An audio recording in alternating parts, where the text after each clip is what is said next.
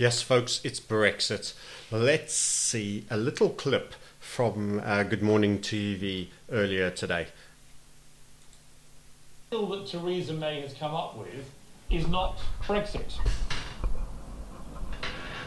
It's not. And if I were somebody who was a passionate Brexiteer like Nigel Farage or Jacob Rees-Mogg, I would be saying this just doesn't do remotely what was offered. And if you're somebody like me, you're saying, well, we're taking the cost and the hit on the economy, and what's the point? Theresa May.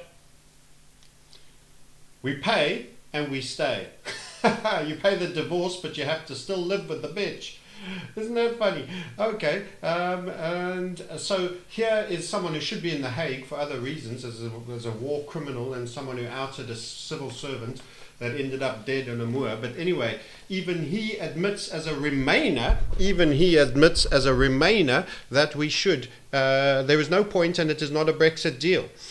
That is interesting. Yes, indeed. Okay, let's hear our boy Nige.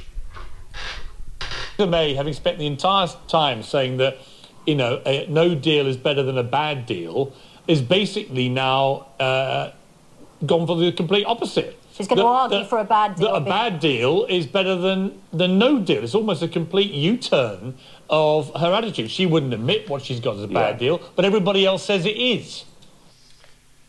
Hold on with that thought, a complete U-turn. In other words, the converse of what was said is what is being done. The diametrical entire opposite of what was said is being done. Now, I want to highlight to you, and you won't need to hear Nigel Farage confirm that exact point. It has none of the Brexit requirements and has all of the costs. You heard it from Campbell. It's not going to be any different from Nige.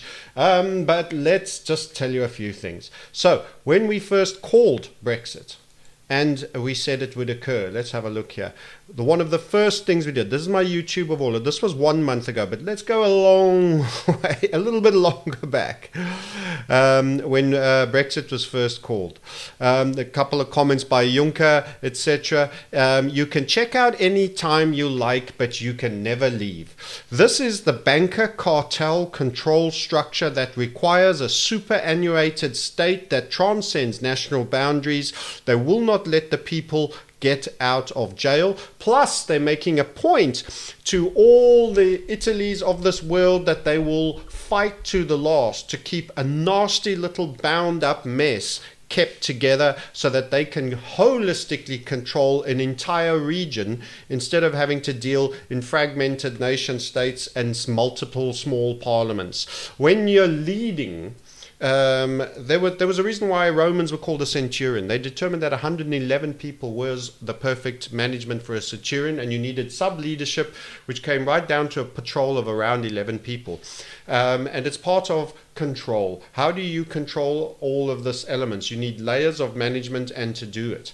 Now, if you have nation states, lots of small little independent nation states, it makes the control far worse. It's far better if you conglomerize and you can control, and then a large amount of people at the top can trickle down rules to subservient national governments. So you've inserted a new layer for your control structure, and all they're there to do, even though they're democratically elected puppets that end up implementing the superannuated state that you've created, laws and regulations down to the peasants that think they're free because they've chosen the prefect that introduces the headmaster's rules.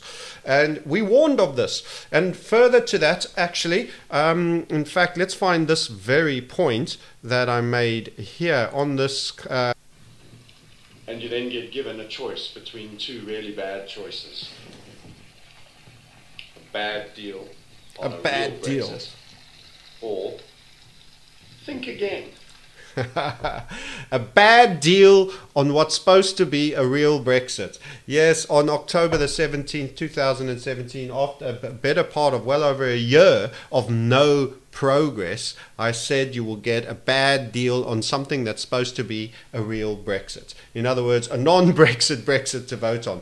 And that's exactly where we've come. And the other YouTube that I did, and I can't find them all for you guys, is when she came into power. When she came into power, she was given this option, and she said the following. She said, just like we had here, just like Pierce has summarized. Of her attitude. She wouldn't admit what she's got as a bad deal, but everybody else says it is. What Pierce said was, she said no deal is better than a bad deal. And now she's doing the exact opposite and introducing and selling a bad deal instead of getting no deal. And this is where I said, remember, it's diachotically the opposite. This is Freemasonry. They tell you how they will screw you. They tell you what you need to hear because this is where they will stab you. They tell you what you need to hear because this is where they will stab you. And I did the YouTube and I said, the first thing Theresa May said as she became Prime Minister is Brexit means Brexit. And I said the entire tenor of this woman will be dictated about not delivering a real Brexit. And I reiterated it on the clip that you just saw. You will get either bounced into another vote on the election with a different question, or you will get a bad deal on a meant to be real Brexit. And this is exactly where we've ended up. And in fact, she repeated that Masonic tell them what they need to hear, but do the opposite, when she said no deal. Going to WTO, World Trade Organization, we have many countries. We don't have a superstate EU type trade deal. There are rules for how you engage and buy and sell things at the World Trade Organization level. And she said, no deal is better than a bad deal. And she came with the bad deal. And she even knew it. She was ashen-faced and grey when she sold it. And there will be hard times ahead. But go and swallow a 39,000 millions. That's 39 billion, just for that quick reminder.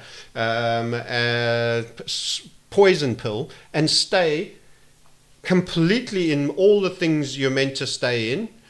And have no power, not that we had much anyway. They looked down their noses at the island from the north. We were just there to pay for their big booze cruise and lobbyists merry-go-round of lunches and head office for a week, a month in Strasbourg. So here is what I feel will probably happen next. May will have so many resignations that she can't continue as Prime Minister, or will do a last-minute better version of the deal. The EU, having said absolutely no, deeply they're holding their breath. They're pretending they're cool, but they're holding their breath. The second biggest payer is about to leave the room. And they've got a lot of takers and not that many payers. The second biggest payer is about to leave the room. And if Mogg comes in and gets elected Prime Minister, I expect a different kind of negotiation to take place. And it will be very, very antsy. And in actual fact, they could break off and go the other way. However, I don't believe the IMF and all the scaremongering will go into absolute fear mode. Every banker, every big corporatocracy that is feeding at the trough of all the big macro corporates will all go into horrific, the newspaper, the Financial Times, that loathsome Rothschild rag, will just be stuffed with fear and loathing if May is thrown overboard. So there's a possibility of outcomes. There's those futurist scenario outcomes. May gets thrown overboard and Moggy or a real Brexiteer gets put in. She never intended. She was always a Remainer and she was always Trojan. She was always Trojan, and she told you by inverse where she was going to stab you, and she did it. So you understand the game. If you've got a real adamant Brexiteer that actually will be hard to buy off, he will get a baptism of fire coming in. He'll have a very hostile media. He'll have a very, very hostile print and TV media. He will have a Conservative Party that is getting into trouble. And I think they will try, buy time and force a new election, which means instead of dealing with Brexit, you now have to go to the general electorate and say, who do you want the Conservatives?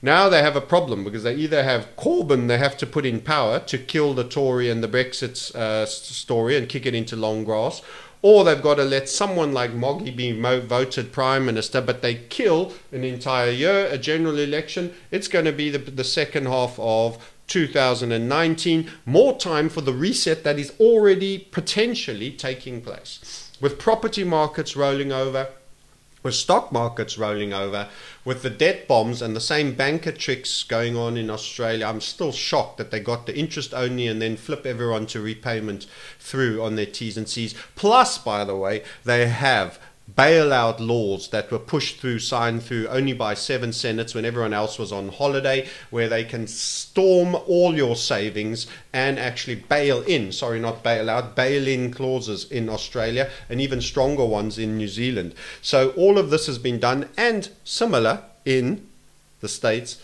the UK, with just a few different variations. So here's where we're at.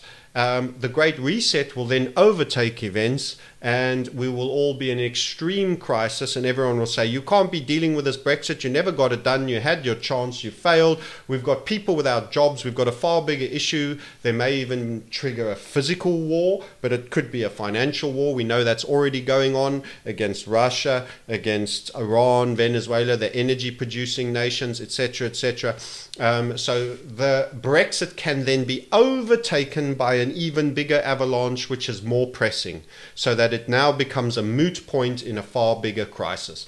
And this is a buying time technique. This is what will happen if May gets thrown over. If May survives, then they'll push through the bad deal to everyone's disgruntlement. The Tories will lose the next election in disgust at that, or the party might even split.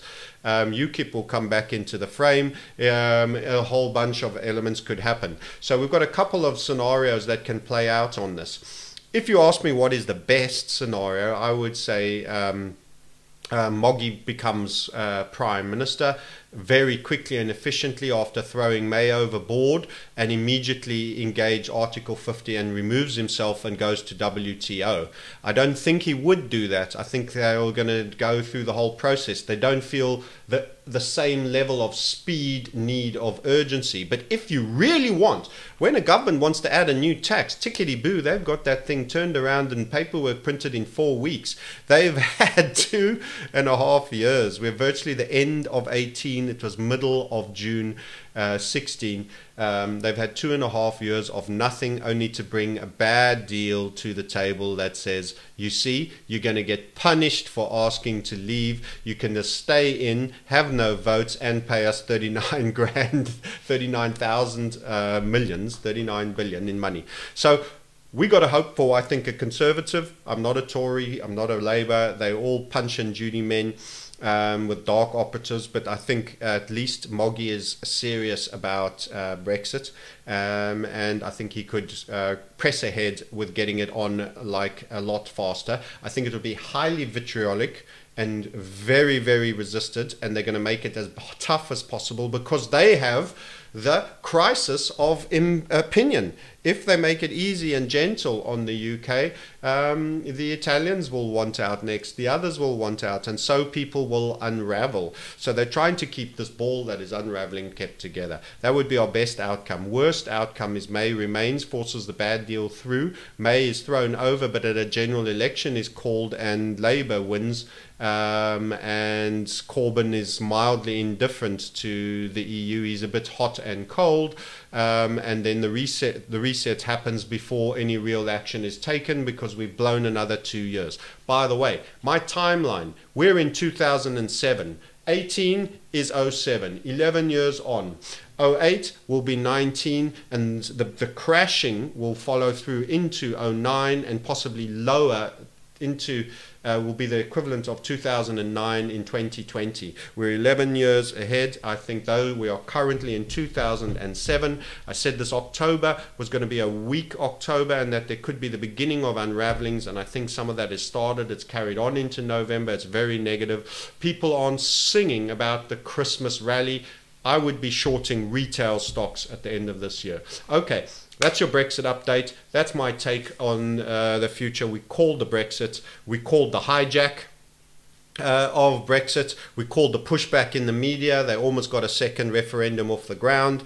And then we called a bad deal that essentially has all the attributes of the original deal without any form of power, plus a big divorce payment. And that's what she's delivered. And she lied the whole way through, saying X and Y when she was always planning to do A and B. That's the game. And some people already know that, and there are some people that have picked up and they might resist it. And I think we might find ourselves needing to be grateful, at least, for the likes of Moggy, Rees-Mogg, and Farage for calling it out what it is. And almost, I could never say it about Campbell, who should, as I say, be in The Hague, for even him laughing at this attempt and saying, no, it's not Brexit. It's a rare moment of honesty on his behalf. Okay, with that, I love you and leave you. Let's hope for the best outcome, and we'll see what is brought as things unfurl. Bye for now.